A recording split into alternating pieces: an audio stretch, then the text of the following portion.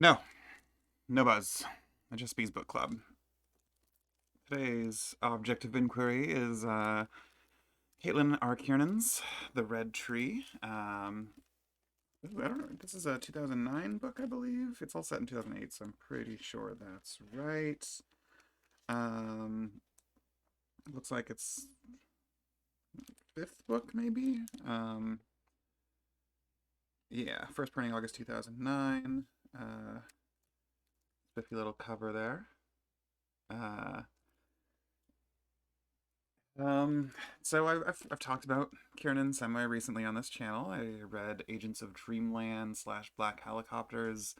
They didn't grab me in the same way that I wish they had. Um, you know, bees can go check out that video as well. And I mean, at the very high level, I think while the Red Tree did a lot more for me, it and is like way more up my alley generally speaking, it did still leave me sort of convinced that I need to keep re-exploring Kiernan. But I think the thing I need to do next with their work is dive deep into some of the Subterranean magazine stories and sort of like just see exactly what it was, because in my memory her writing um, is this incredibly lush mixture of like dark phantasmagoria and like looming dread, and like this has the dread in it that I like remember, or something like it. um but it feels much more like a sort of standard, which is like wrong because timing, but like sort of a sort of new weird take on gothic fiction. New weird, I'm primarily familiar with through Mieville and Vandermeer. Not that I've read much of Vandermeer's novels, but excuse me. Um, yeah, and there are, like I said, this is like extremely up my alley. Like there's a framing device here. It opens with like is it the editor's note? Is that what it's called exactly? Or I mean, it opens with a title page that looks like a regular title page with Kiernan's name on it, and then it's got some sort of dedications, and then immediately after it has another title page that looks like just like a typed manuscript font by Sarah Crow and Dr. Charles L. Harvey. And so Sarah Crow is the writer who is our narrator. It's told in, I guess, in an epistolary fashion. It's told as Sarah Crow's journals that she was taking when she was at this particular house that had this eponymous red tree sort of nearby, about 100 yards away, as they repeatedly say. But maybe it's more or less. Um, and then it has epigrams from Sarah. Yeah, okay. So it starts with an editor's preface. I have visited the old white farm and its red tree, there where the house squats ancient and neglected below the bogs that lie at the southern edge of Ramswool Pond. And this is a sort of yeah, it's this bit is signed at the end. So the editor here ostensibly is Sharon D. Halperin, October 4th, 2009, New York, New York. October 4th, 2009. Um, that was my 21st birthday. Is that right? Anyway, um, that's right. Uh, so then it jumps into chapter one. 7th of May 2008, Wednesday, 9:38 a.m. I'm almost awake now, starting in on my second cup of coffee, sitting here at the kitchen table and writing this in the spiral-bound notebook I purchased down in Coventry a little over a week ago. I only bought it as an afterthought, really, with some vague notion that I might begin keeping a diary, or maybe scribble down a list of the birds and wild animals and snakes I see around the house. Something of the sort. And it goes on, and it sort of establishes the author's voice. She eventually moves from from her spiral bound to this typewriter she finds in the basement of the house. It creepy basement that is used very well in like elliptical terms, meaning the editor's preface mentions like that she forgot her Sarah forgot her or no Shannon. Oh my god, I just said this name. Sharon Halperin. Sharon Halperin. Um, like didn't remember a flashlight, so she really wanted to check out this basement but couldn't. There's uh, oof, I'm doing a fucking bad job remembering things, even though I just finished this like yesterday or 2 days ago. So broad strokes. Sarah's a writer. Her girlfriend had been cheating on her and just broke up with her and then committed or died by suicide. Um, to get away from that New York shit and the writing that she doesn't love that she's become known for, she moves to this farm, this white farm, WIGHT, like like Will o' the Wisp kind of white, um, and sort of starts like looking into urban legendy stuff. Another woman named Constance moves in, who's a painter. She lives in the attic. The two of them start investigating this red tree after they find a manuscript in the basement. Well, Sarah finds the manuscript in the basement um, of the previous tenant who killed himself a couple years before she moved in, and somehow this typewriter and this manuscript got left there. They fall in more and more into the sort of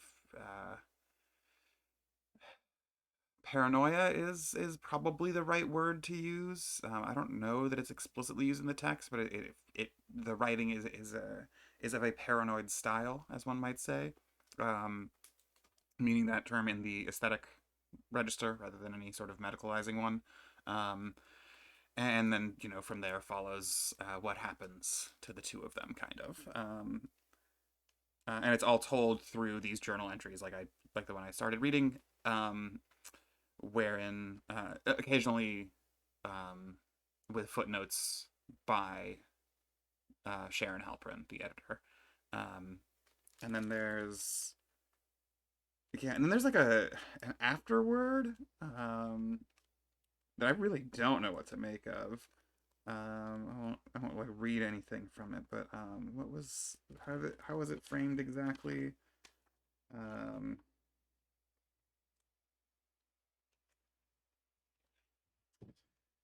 yeah, the editor's postscript. Excerpt from A Long Way to Morning, Sarah Crow, HarperCollins, 1994. And then it's just like an excerpt from another ostensible novel by Sarah Crow for a few pages from 14 years prior. And then we have an author's note, um, which is clearly from Kiernan, and then the biography, and then some blank pages. All to say, if it seems like I'm weirdly focused on the particulars of how it starts and ends, this is one of the more interesting things about the book to me. It does the found manuscript kind of deal, right? I think Pale Fire is probably the most famous one of these. The one I incessantly talk about is House on the Borderland by William Hope Hodgson. It has sort of the same sort of framing. The one that sizzled the back of my brain when I was in high school was House of Leaves. Is this? It's the Zapruder. Is it Zapruder? That's not right, is it? Shit. It's been a very long time since I was in high school, and it starts with a Z though. He finds the manuscript. The whole like structure of that novel also is like Johnny Truant editing this manuscript that he found from the blind man who wrote it and passed away. Sort of same deal here, but like a little more weirdly wrapped, right? It doesn't commit from the very beginning. Like I said, it has the usual like title page. Here's the dark horror title page that you're gonna read this book from Rock Books, and then it has the interior title page. And it doesn't play with the Kiernan parts of this at all in any way I'm sure of, which is part of why I wanted to bring up the fucking postface. What was it again? Postscript. Um, it, it was an interesting one because A Long Way to Morning is that is not a Kiernan book. I don't think. At least it's not one listed in the novels by Kiernan here. Um, so ostensibly um, the editor's preface and postscript are still within the Kiernan novel because the acknowledgments or whatever that the author's notes. I'm just doing terrible because right we have a big old the end here also. Um, there's something weird about the way this book sandwiches the legitimate book with the editor with the sort of metafictional aspects of it, I guess, with the found manuscript aspects of it. That is, I guess I would have to do a survey to like make any claims here, so I won't because I haven't. um, uh, I guess the long and short of it is like there were bits here that I quite enjoyed. I think the first time that Sarah and Constance come, or I guess not go, I was going to say go to the tree, and then I was going to say come back from the tree. But the first time Sarah writes about the experience of going to the tree with Constance is like uh, it's a genuinely spooky little fucking thing, right? It's like they're walking toward this tree and they can see this tree, and the tree is at this fixed distance from them for a very long time. And it has resonances with other aspects of the book.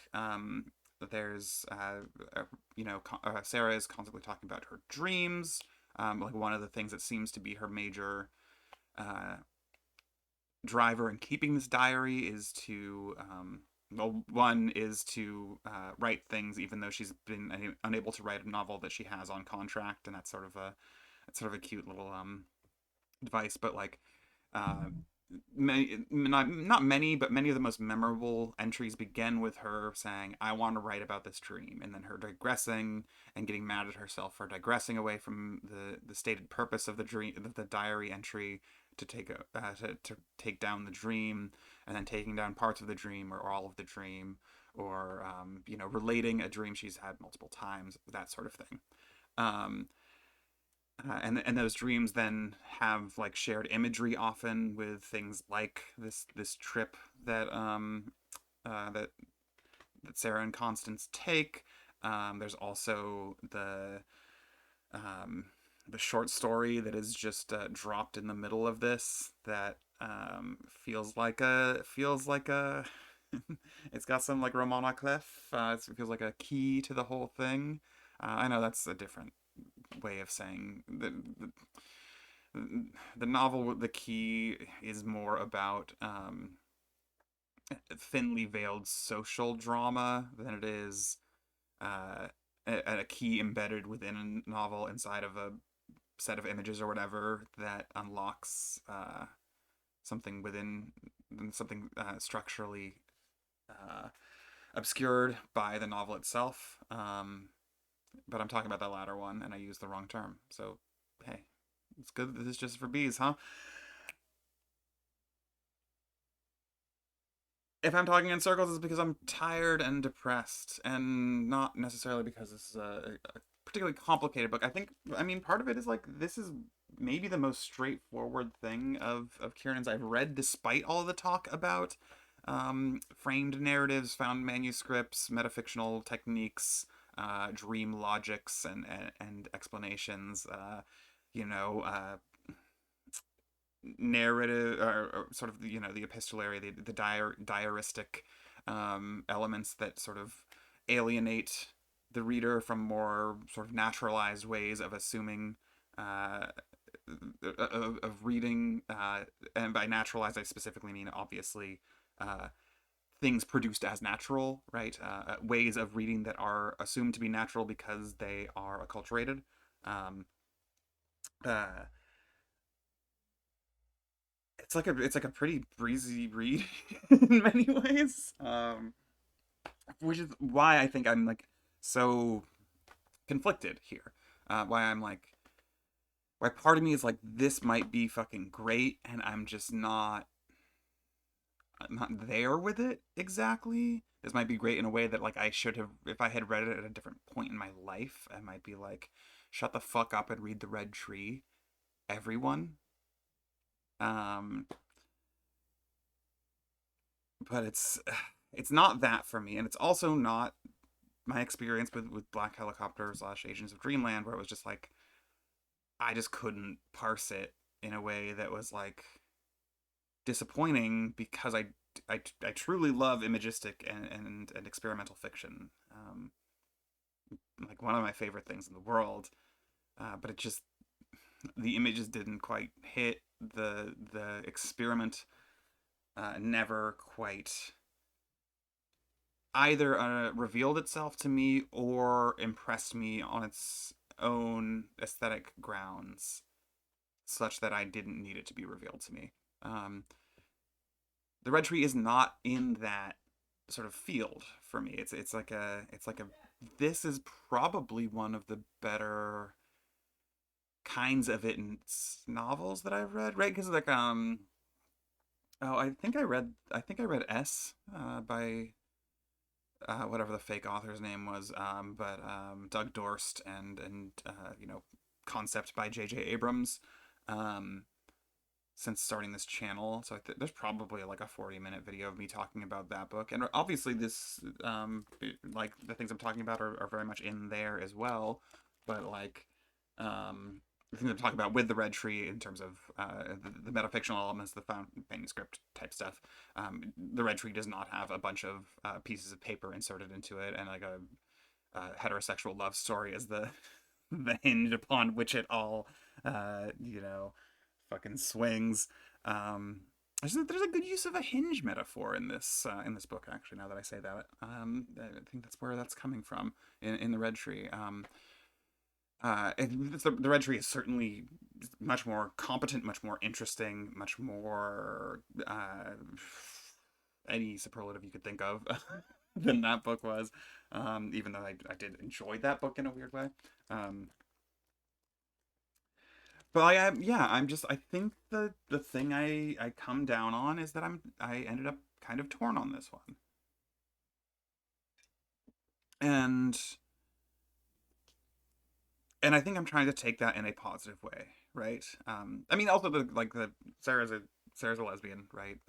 The death of her previous girlfriend is terrifying. The stuff with Constance is often interesting and sometimes sexy and sometimes terrifying, but mostly like interesting. Like, yeah, I think that's maybe that's my problem. Yeah, there's a lot of interesting in here, and not a lot uh, like House of Leaves when I was a tender whatever 17, being like, oh my god, I need to learn everything I can about Derrida now, which served me pretty well. And to be fair, I think Kiernan actually calls out a bunch of clear influences in this book, not even just in the like notes, which I think are actually pretty fantastic, but like Algernon Blackwood comes up, Clark Ashton Smith, I believe, comes up a number of times. Kupka, the painter, comes up, and as well as Francis Bacon, which are both interesting. Um, I can never remember Kupka's first name, and by never I mean I learned it from this book, and then I looked up his work, and I was like, damn, that's pretty fucking cool, actually. Um, uh, yeah, let's just read this because I think does a good job. There are a great number of other sources. This is from the author's notes. There are a great number of other sources of inspiration that I feel that I should acknowledge, some of which have been quoted and or alluded to in the text of the novel. These include Michael Liebell's Food for the Dead, On the Trail of New England's Vampires from 2001, Borges's The Garden of Forking Paths, various works by Edgar Allan Poe and H.P. Lovecraft, Peter Straub's Ghost Story, Macken's The Great God Pan, 1890 and 1894, Tennessee Williams' Suddenly Last Summer, which is an interesting one that I didn't, you know, and Gore Vidal's film adaptation of the play, Lewis Carroll's Alice's Adventures in Wonderland. There's a lot of quoting of Alice in here, and Through the Looking Glass and what found, Through the Looking Glass and What Alice Found There. Daniel Myrick and Eduardo Sanchez's The Blair Witch Project, the works of Young and Campbell, Joan Lindsay's The Picnic at Hanging Rock, which is, yes, Danielewski's House of Leaves, Joseph Payne Brennan's Canavan's Backyard, which I don't know, Angela Carter's The Bloody Chamber, Carl Edward Wagner's Styx, which I don't know, Shirley Jackson's The Haunting of Hill House, sorry, Thoreau's The Maine Woods and Walden or Life in the Woods. I forgot, yeah, there's a whole section where she quotes like a full page from Thoreau's The Maine Woods, which is interesting. Um, Charles Hoy Fort's The Book of the Damned, New Lands and Low. Fort comes up a ton in here. Conrad's Heart of Darkness, Blackwood's The Willows, James's The Ash Tree. Sorry, Algernon Blackwood and M.R. James specifically. Um, and like that was the M.R. James, the Blackwood, the William Hope Hodgson, sort of the precursors to the weird was like the stuff that I was really picking up on alongside stuff like the metafictional stuff like House of Leaves. Um, and you know, and I'm like curious about Fort now. I've looked into his stuff a little bit, and I'm like, that guy sounds like a fucking weirdo. Um, I think that's a positive thing to come away from a book wanting to do is read other interesting stuff that you've maybe encountered but not like read or read a long time ago or whatever. You know, I'm always on my like maybe I should read more M.R. James kick. So we'll see what happens. If it happens, unfortunately, I have to make a YouTube video about it because this is No Buzz, and it's a Just Bees book club where I talk about every single book I read that I finish. Um, I don't talk about books that I don't finish. Sometimes I don't finish books, so they don't have to talk about them. Even though I'm just talking to bees here, it's just bees, just bees. Um, yeah, I think that hits sort of the larger bits here that I wanted to talk about. It's not my favorite thing I've ever read. It made me want to read more, both by Kiernan and by other authors, which is a good sign. There's some cool shit in it, despite it not quite gelling together for me. And it's got a really cool cover. Look, yeah, this is the actual cover. It's the cover is printed with. This is the this is the alternate cover that is on Kiernan's website. My coworker uh, printed it out and put a brode art on it, and honestly, it felt better to read it with a cover Kiernan suggests. Not that I have anything against this YAS cover necessarily, but this feels more accurate. Um, I kind of wish it had just cut off the Kiernan part and it had just presented itself as the red tree, and then that would have been even more sort of like thought provoking to me. But that's The Red Tree by Caitlín R. Kiernan.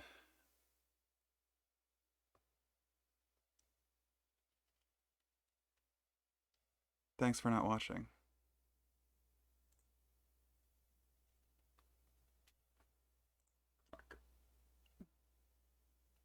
I didn't click a thing when I meant to.